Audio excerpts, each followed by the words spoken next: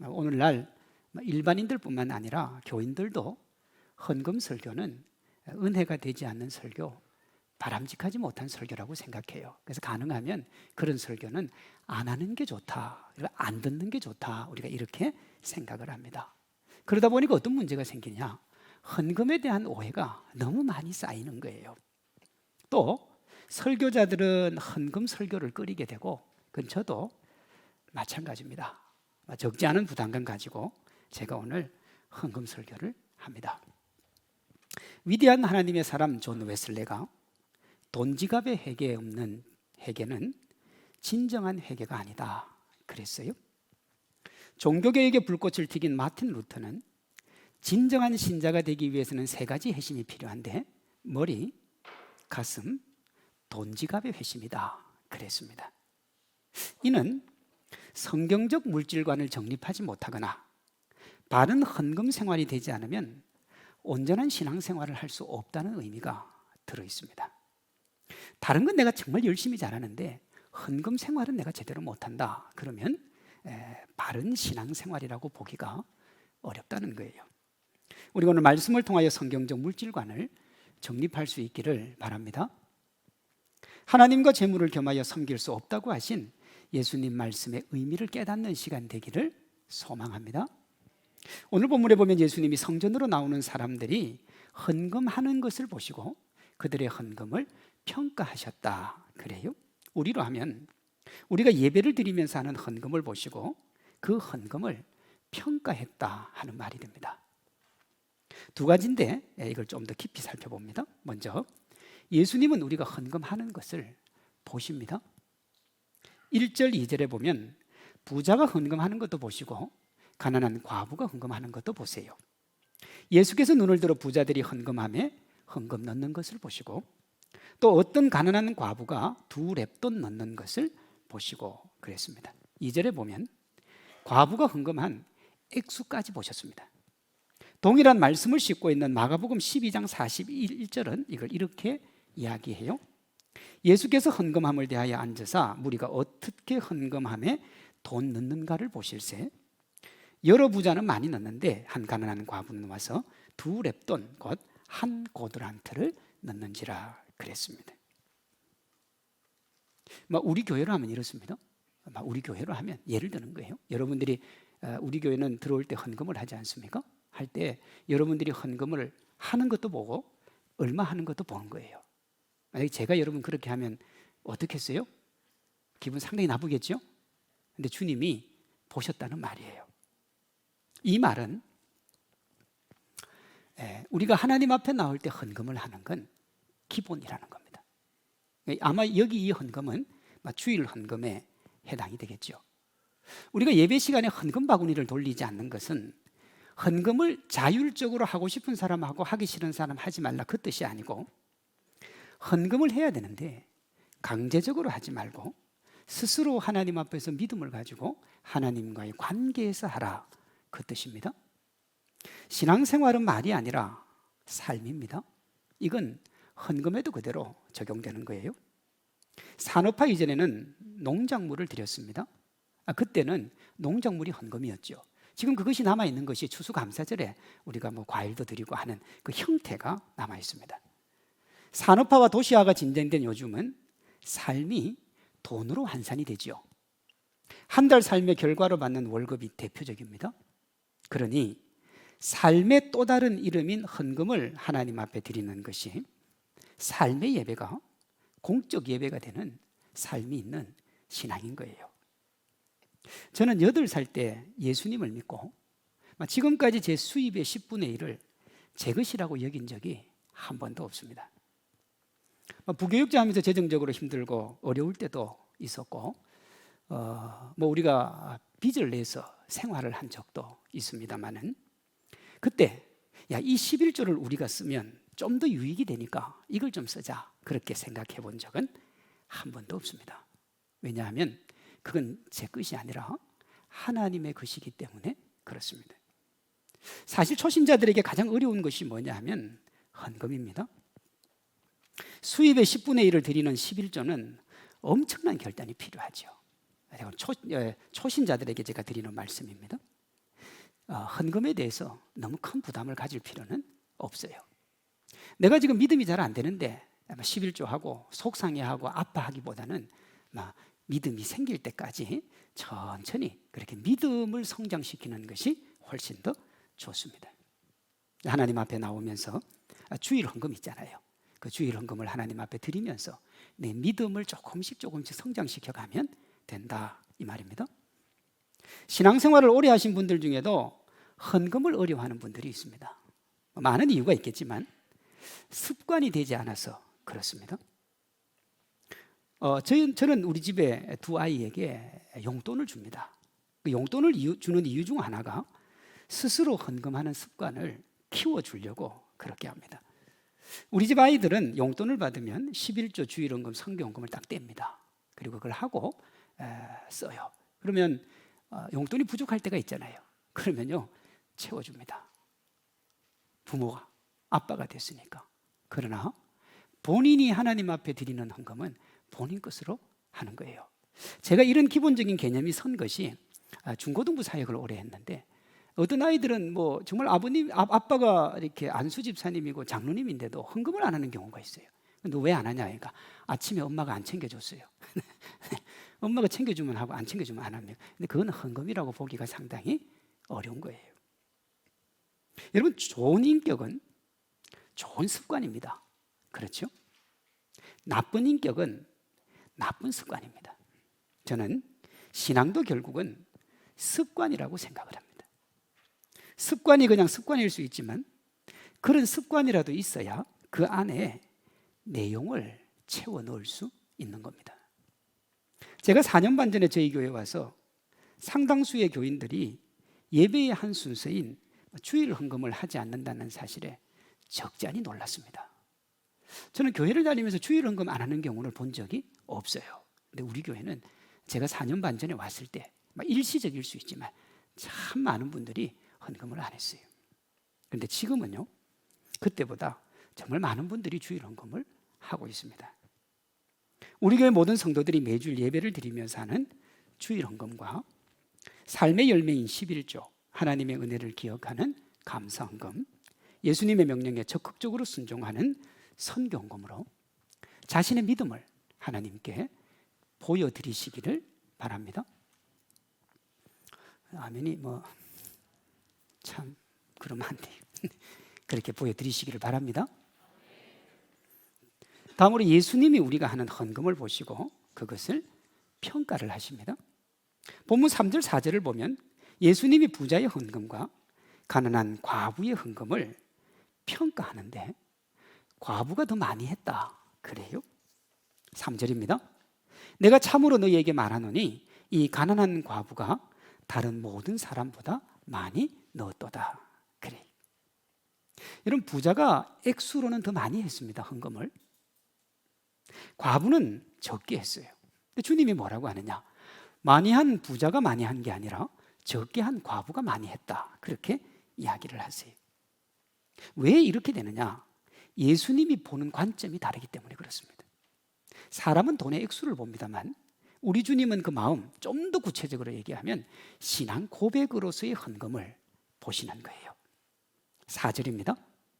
저들은 그 풍족한 중에서 헌금을 넣었거니와 이 과부는 그 가난한 중에서 자기가 가지고 있는 생활비 전부를 넣었느니라. 그 생활비 전부가 뭐냐? 그녀의 삶이었죠. 과부는 자기 삶을 헌금한 겁니다.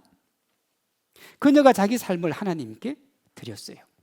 그런데 액수는 부자가 많이 했다니까요. 그러면 여기 담긴 마음이 뭐냐? 3가지입니다. 첫째, 하나님을 하나님으로 인정하는 마음.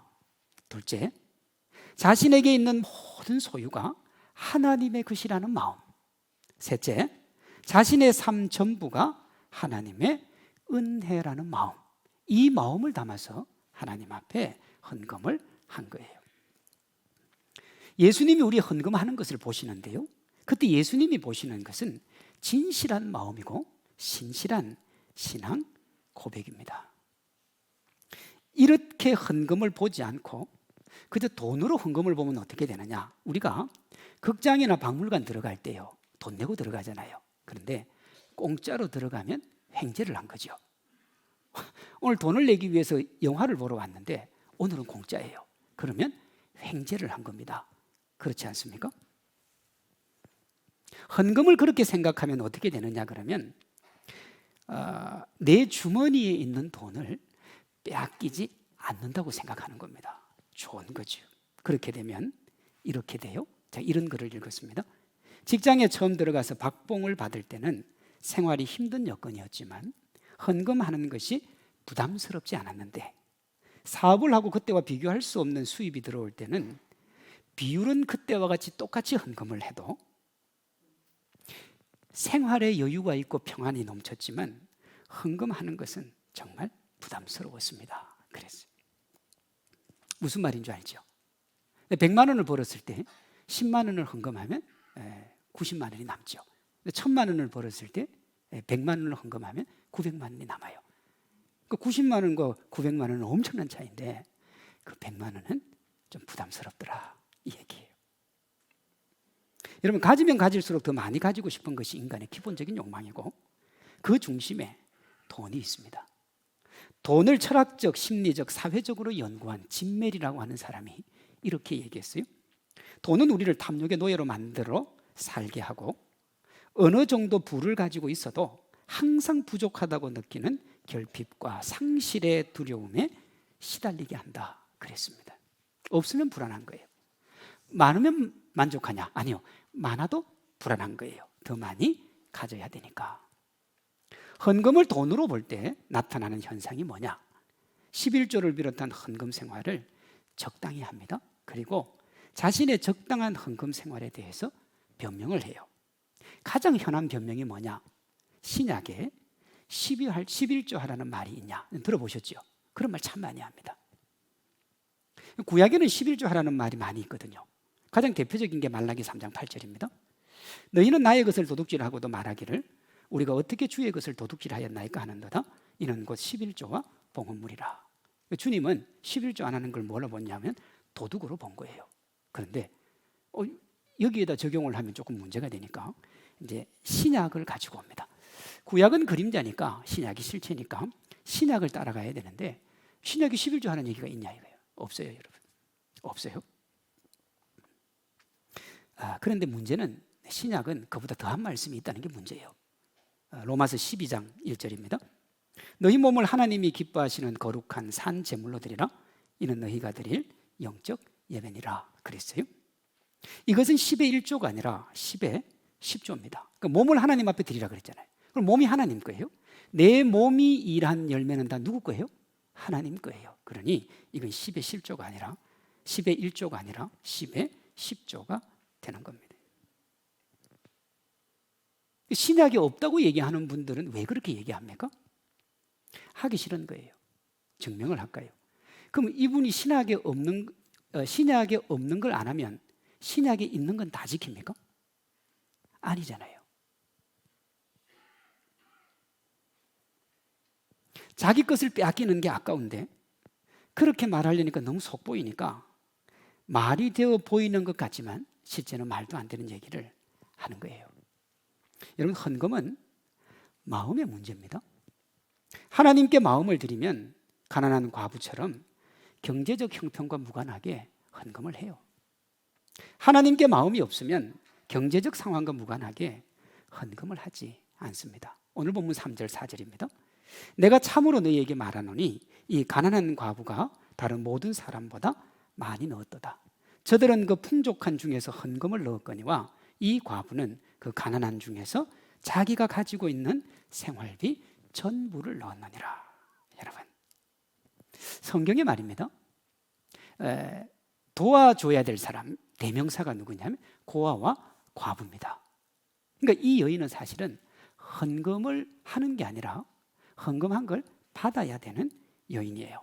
그런데 오늘 성경에 뭐라고 했냐? 이 여인을 그냥 과부도 아니고 가난한 과부다 그랬습니다. 당시 노동자의 하루 품삯이 한 데나리온, 1데나리온이었습니다. 그러니까 1데나리온의 32분의 1이 1렙돈이거든요. 그러니까 이제 2렙돈을 한 거예요. 제가 설교 준비하면서 최저 시급으로 제가 계산을 해보니까 하루 8시간 일하면 최저시급으로 한 7만 원 정도 받는 것 같아요. 7만 원 정도. 그러면 1랩돈을 오늘의 돈으로 계산을 하면 얼마냐? 한 2,200원 됩니다. 그러니까 2랩돈이니까 4,400원이에요. 여러분, 4,400원을 헌금했다는 게 중요한 게 아니고 이 여인이 하루 먹고 사는데 필요했던 돈이 4,400원입니다. 그게 이 여인의 전 재산이었습니다. 물가가 많이 올라서 라면 한 그릇 먹거나 김밥 하나 사고 물 하나 사면 되는 돈이 이 돈입니다. 그리고 이걸로 이 여인은 하루를 살아가는 여인이었어요. 이보다 더 도움을 받아야 되는 여인이 없지요. 아무리 그녀가 많은 금액을 헌금해도 비교 대상인 부자의 아주 작은 금액에도 미치지를 못할 겁니다. 마가복음 12장 41절은 이걸 이렇게 말해요. 여러 부자는 많이 넣는데 그랬어요. 예수님 보셨어요. 많이 넣었어요. 누가 봐도 뻔한 비교인데 예수님은 가난한 과부가 다른 어떤 사람보다 더 많이 헌금을 했다 그랬어요. 그럼 이렇게 말씀하신 근거가 뭘까? 마태복음 6장 21절에서 예수님이 이렇게 말씀하셨거든요. 네 보물 있는 그곳에 내 마음도 있느니라 그랬습니다. 예수님이 여인이 2랩돈에 담은 마음을 보신 겁니다. 그럼 주님도 우리의 헌금 뭐를 보는 거예요? 여러분, 마음을 보시는 겁니다. 하나님은 액수가 많고 적음보다 마음, 그 안에 담긴 신앙, 고백을 보시는 거예요. 헌금의 기준이 액수가 아니라 하나님을 향한 기쁘고 자원하는 마음이라고 하는 건 돈과 관련된 성경에는 다 드러납니다. 대표적인 게 누구냐 그러면 다윗과 백성들이 한 헌금이에요. 역대상 22장에 보면 다윗이 성전을 짓기 위해서 준비한 금의 양이 나오는데 10만 달란트입니다. 한 달란트의 무게가 한 27kg 정도 됩니다. 그러니 10만 곱하기 27을 하면 얼마가 되느냐 한 2,700kg 정도 돼요. 금만. 이걸 이번 주 금 시세로 이렇게 바꾸면요. 보니까 1kg에 한 7,500만 원 정도 해요. 지금 금이요. 바꾸면 한 200조 정도 됩니다. 안 놀라지요? 괜찮아요. 어떤 분이 이렇게 얘기해요. 목사님, 어떤 데 보면 뭐 80조라는 얘기도 있고 있는데 그거는 그때 금 시세에 따라서 환율이 바뀌어서 그런 거예요. 그냥 일단 이번 주 시세로는 한 200조 정도 돼요. 그렇게 백성과 다윗이 하나님 앞에 헌금을 했습니다. 하고 난 다음에 어느 정도 시간이 흘러서 죽음이 이제 그를 찾아옵니다. 찾아왔을 때 죽음의 그림자를 기다리며 다윗이 자기 생애 마지막 헌금을 합니다. 역대상 29장 3절이요. 성전을 위하여 준비한 이 모든 것 외에도, 그러니까 이제 금 10만 달란트 외에도 내 마음이 내 하나님의 성전을 사모함으로 내가 사유한 금은으로 내 하나님의 성전을 위하여 드렸노니 곧 오빌의 금 3,000달란트라 그랬어요. 요걸 요즘 돈으로 하면 한 6조 원 정도 됩니다. 이 다윗의 헌금에 대해서 하나님이 말하고자 하는 바는 헌금의 액수가 아니고 자세를 얘기하는 겁니다. 3절에 보면 드리고 또 드린 금이 다윗의 마음이라 그랬어요. 이렇습니다. 내 마음이 내 하나님의 성전을 사모함으로 내가 사유한 금은으로 내 하나님의 성전을 위하여 드렸노니 그렇습니다. 마음을 드린 거예요. 그럼 다윗이 마음이 너무 충만해가지고 백성들한테 강제적으로 내라 그랬을 수도 있지 않습니까? 근데 백성들도 자원하여 드립니다. 역대상 29장 9절이요. 백성들은 자원하여 드렸으므로 기뻐하였으니 곧 그들이 성심으로 여호와께 자원하여 드렸으므로 다윗 왕도 심히 기뻐하니라 그랬습니다. 하나님이 그 마음을 기쁘게 받으셨어요. 역대상 29장 17절입니다. 나의 하나님이여 주께서 마음을 감찰하시고 정직을 기뻐하시는 줄 내가 아나이다. 내가 정직한 마음으로 이 모든 것을 즐겁게 드렸사오니 이제 내가 또 여기 있는 주의 백성이 주께 자원하여 드리는 것을 보니 심히 기쁩니다. 그랬어요. 본래 주님 것이었으니까 아까울 것이 없었어요. 도리어 그것이 하나님의 영광을 위해 사용되는 것에 감격하고 즐거워했습니다. 헌금은 하나님을 바라보며 자원하여 기쁨으로 드려야 하는 겁니다. 고린도후서 9장 7절은 이걸 이렇게 얘기해요. 각각 그 마음에 정한 대로 할 것이요 인색함이나 억지로 하지 말지니 하나님은 즐겁게 내는 자를 사랑하시느니라 그랬어요. 여인의 헌금이 그런 것이고 하나님이 그 헌금을 기쁘게 받으셨습니다. 여러분 보세요. 여인은 4,400원을 했고요. 다윗은 6조를 했습니다. 그런데 하나님의 기쁨은 똑같아요. 다르지가 않아요. 양으로는 어마어마한데 여러분 교회 안에서는 말입니다. 저는 세속적인 목사라 저는 6조 한 사람을 훨씬 더 사랑합니다. 저는 너무 세속적이어서 그래요. 저는 4,400원하고 6조를 같이 안 봅니다. 저는 그렇게 안 봐요. 그렇게 아시고 저를 판단을 하십니다. 그런데 우리 주님은 똑같이 보십니다.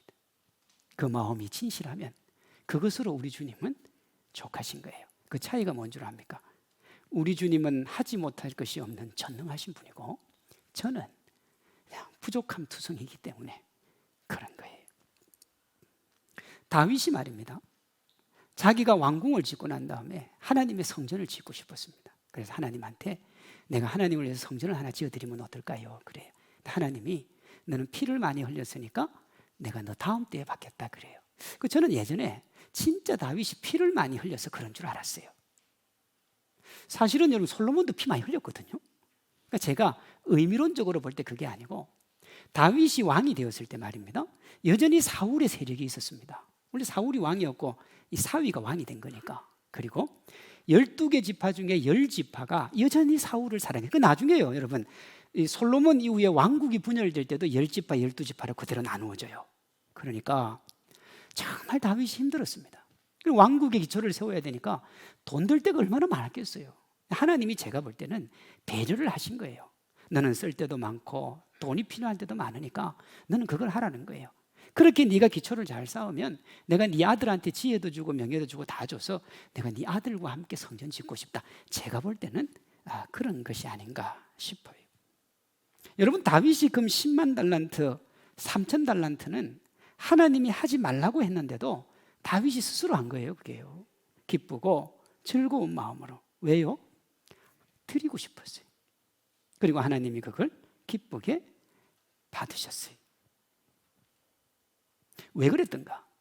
진심이 담긴 신앙 고백이었기 때문에 그렇습니다. 헌금은 돈이 아니라 우리의 마음을 드리는 겁니다. 헌금의 많고 적음의 액수가 아니라 마음이요. 성숙해져가는 믿음의 표현입니다. 초신자일 때는 좀 적고 믿음이 좀 가면 갈수록 성숙해져서 하나님 앞에 더 많이 그 마음을 드리는 거죠. 별세신앙 목회를 했던 한신교회 이중표 목사님이 있습니다. 지금은 돌아가셨는데 농촌에서 목회할 때 이런 일이 있었어요. 어느 날 교회를 열심히 다니던 어떤 여집사 남편이 목사님을 찾아와서 이렇게 묻습니다. 목사님, 교회 다니려면 돈이 많이 든다는데 얼마나 듭니까? 이게 딱 물어본 거예요. 요즘 안 믿는 사람들 다 그렇게 생각하잖아요. 교회 가면 여도 돈 내라 저도 돈 그렇게 알고 있다고. 목사님이 담뱃값 정도면 충분합니다 그랬어요. 내용을 보니까 그 아내가 자꾸 전도해서 교회 가자 그러니까 교회 갈 마음은 생겼는데 이 성격이 좀 꼼꼼하신 분이라 도대체 헌금은 얼마를 하면 되는지 미리 물어본 거예요. 근데 목사님이 담뱃값 한 값 정도면 됩니다 그랬더니 아마 자기가 생각했던 것보다는 작았나 봐요. 예, 그러면 내가 이제부터 교회 열심히 다니고 예수님 믿겠습니다 그랬어요. 그리고 집에 가서 자세히 생각을 해보니까 그때는 별로 안 됐는데 담뱃값 한 값도 보통 액수는 아닌 거예요. 그래서 이분이 돈을 아끼려고 금연을 시작을 합니다. 그리고 이제 담뱃값을 헌금을 한 거예요. 1년 동안요. 그렇게 1년 정도 매주 담뱃값을 헌금하던 이 사람이 어느 날부터 갑자기 쌀 10가마니 분량의 11조를 내기 시작하는 거예요. 한 달, 두 달, 세 달. 이 의학이 생긴 목사님이 남편을 찾아가서 물었어요. 요즘 예수님 믿는 비용이 많이 오르셨더군요. 그렇게 했어요. 남편의 대답입니다. 제가 아무것도 모르다가 요즘 하나님의 은혜라는 걸 깨닫게 되었습니다. 예수님이 내게 모든 것을 주셨는데 저는 싸구려로 믿으려고 했던 모습이 너무 죄송스러워서 이제는 비싸게 믿기로 작정했습니다. 그러는 거예요. 이게 웃긴 얘기인데 왜 웃는 사람이 없어요. 왜요? 참 웃기가 어려운 거예요. 성도님들은 어떻습니까? 예수님 싸구려로 믿으십니까? 비싸게 믿으십니까? 가난한 과부의 두 렙돈이 5,000원도 되지 않는 적은 금액이었지만 그녀에게는 하루의 삶을 연장해 줄 생명줄이었습니다. 그런데도 그녀가 그것을 하나님께 드린 이유는 하나님께 그것이라도 드려서 자신의 마음과 삶을 하나님께 표현하고 싶었던 겁니다. 예수님이 그 마음을 보시고 모든 사람보다 더 많이 헌금했다, 그렇게 말씀하셨어요. 여러분, 4,400원이라는 금액만 놓고 보면 이 여인이 예수님을 싸구려로 믿는 것 같아요.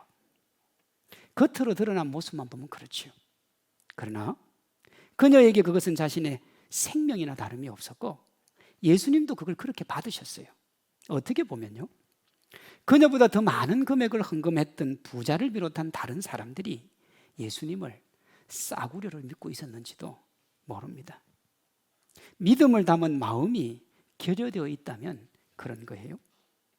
우리의 전부이신 예수님이 우리가 헌금하는 것을 보시고 우리의 신앙을 평가한다 그랬습니다. 거기에는 두 가지 의미가 있습니다. 하나는 11조와 주일 헌금을 비롯한 헌금 행위 자체가 우리가 하나님을 하나님으로 인정하는 중요한 신앙의 고백이라는 겁니다. 그 행위 자체가 그렇습니다.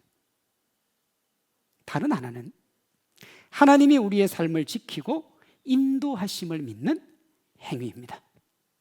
하나님께 내 삶을 드려도 하나님께서 그 인생을 붙들어 주시고 함께 하신다는 믿음의 고백이요. 그럼 헌금이 여기서 끝이 나느냐? 절대로 그렇지 않습니다. 예수님이 그녀의 믿음을 인정해 주셨다는 말 이면에는 앞으로 그녀의 인생을 우리 주님이 책임져 주시겠다는 약속이 전제되어 있습니다. 말라기 3장 10절입니다. 만군의 여호와가 이르노라, 너희의 온전한 11조를 창고에 들여 나의 집에 양식이 있게 하고 그것으로 나를 시험하여 내가 하늘 문을 열고 너희에게 복을 쌓을 곳이 없도록 붙지 아니하나 보라 그랬습니다. 여러분, 이 말을 11조 해가지고 복 주는지 안 주는지 체크해봐라, 그렇게 받아들이는 사람이 있는데 그 말씀이 아닙니다. 너는 네가 나를 하나님으로 인정하는 행위를 하라는 거예요. 그러면 네 인생은 내가 책임져 주겠다. 그것이 여기에 들어있는 말씀의 핵심입니다. 그러니까 하나님이 우리를 지켜주시는데 그 다음 구절 말라기 3장 11절에 이렇게 되어 있습니다. 만군의 여호와가 이르노라, 내가 너희를 위하여 메뚜기를 금하여 너희 토지 소산을 먹어 없애지 못하게 하며 너희 밭의 포도나무 열매가 기한 전에 떨어지지 않게 하리니 그랬습니다. 내가 너희를 지켜주는데 이렇게 지켜준다는 겁니다. 그런데 이 말씀이 기가 막힌 말씀이에요. 여러분, 벼가 익었을 때 메뚜기가 그 알곡을 너무 많이 먹으면 벼에는 뭐만 남습니까? 쭉정이만 남습니다. 포도가 익기 전에 떨어지면 걷어들이는 것이 별로 없어요. 자, 예를 듭니다.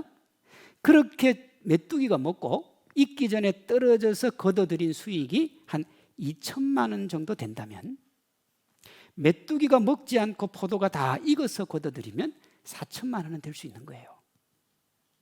이때 전자는 11조를 하지 않아도 수입이 2천만 원이고 후자는 11조를 하고도 수입이 3,600만 원입니다. 11조를 하고도 그래요. 그 헌금하고도 1,600만 원을 더 버는 거죠. 그 말씀이 3장 11절 말씀이에요. 다시 볼까요? 만군의 여호와가 이르노라, 내가 너희를 위하여 메뚜기를 금하여 너희 토지 소산을 먹어 없애지 못하게 하며 너희 밭의 포도나무 열매가 기한 전에 떨어지지 않게 하리라 그랬습니다. 먹어서 없애지 못하게 한다고요.